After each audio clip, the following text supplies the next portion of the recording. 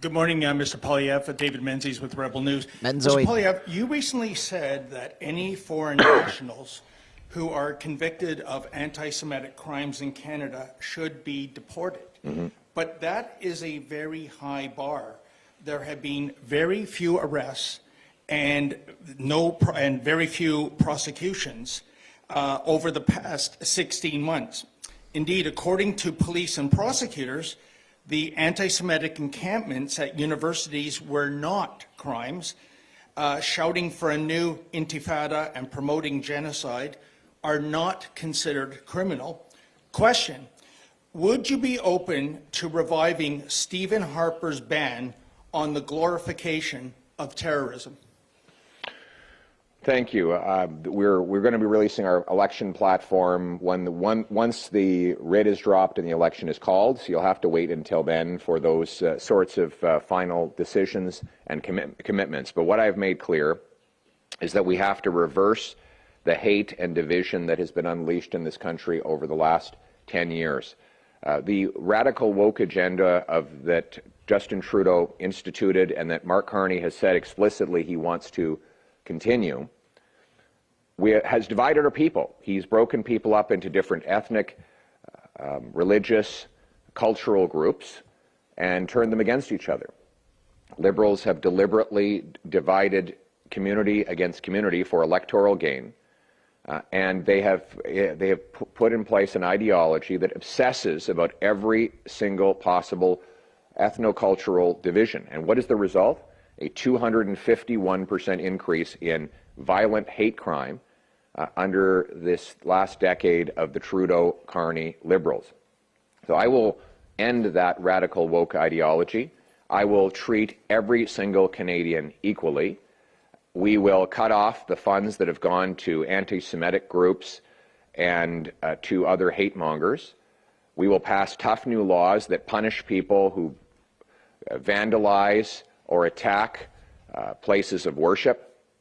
We will deport foreign nationals who are in this country that engage in violence or law-breaking of any kind, including anti-Semitic violence.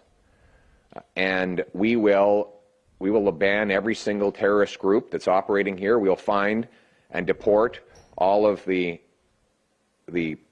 IRGC thugs. There are apparently 700 IRGC thugs who are in Canada today, operating with impunity, who are not citizens.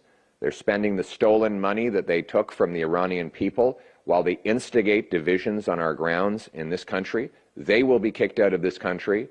We're going to put our country first. And finally, our approach is going to be that we are all Canadians. Every Canadian will be Canadian first. We can come from anywhere in the world. You can have any religious background you want. At the end of the day, we need a common identity with a common loyalty that puts that flag above everything else. Thank you. This will be the final question from Oxygen TV. Good morning. We find that in your plan, you encourage investment and less spending. We find Mr. Mark Carney put in his slogan that invest more and spend less. We also encourage to remove all barriers for trade between provinces. We find the same thing Mr. Mark Carney included in his plan to remove barriers. So my question is, do you see any kind of imitations or copy and paste? And your comment, please. Thank you. Well, I noticed that Mr. Carney uses a lot of slogans. He has been sloganeering his entire leadership campaign while I've been laying out real concrete policy plans. For example, his only two announcements on policy have been slogans. One, he wants to rename the carbon tax, and two, he wants to rename spending. The irony is that his record as part of the Trudeau government as the top economic advisor has been to spend more and invest less. Investment has crashed under the Carney-Trudeau Liberals, while spending has exploded. That is the actual record. It is the opposite of his slogan. We have, right now, today in Canada, 55 cents of investment per worker for every dollar the American worker gets. So this is the record after Carney-Trudeau. An American worker gets $28,000 of investment per year. A Canadian worker gets $15,000 of investment per year, both measured in American dollars. What does that mean? It means the American worker is getting more machines, more technology, bigger and better factories than his Canadian counterpart, so that even though the Canadian worker is better, he has worse tools. That is because investment has collapsed under the Carney-Trudeau Liberals. In the 5 years Carney has been Trudeau's advisor on economic matters, $500 billion of Canadian investment has left to the States more than has come back. And that means American workers are getting better off and our economy is being left in the dust. I will repeal the Carney-Trudeau No New Pipelines Law C-69. I will make this the fastest place in the OECD to get a building permit.